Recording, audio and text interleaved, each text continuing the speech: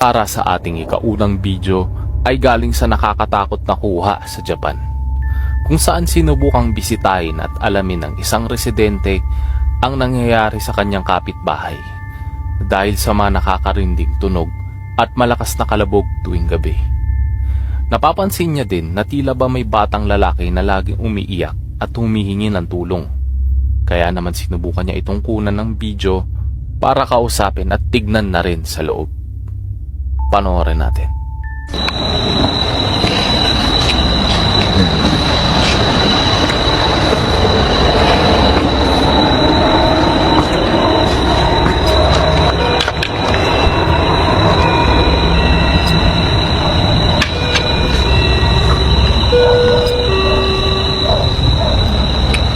使ってんじゃねえよ。おかしいだろ絶対頭。なんだよこれ気持ち悪い。絶対頭おかしいだろ。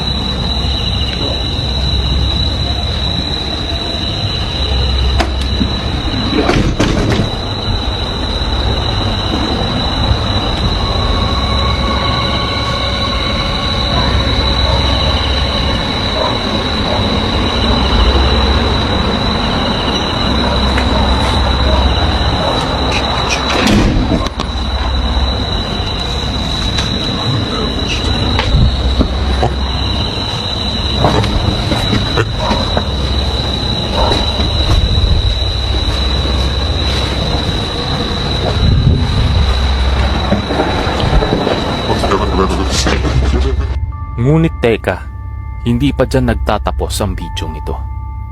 Maliban sa nilalang na nasa pinto, ay meron ba kayong napansing kakaiba? Sa una ay hindi ko din ito napansin. Uulitin ko ang video sa slow-mo.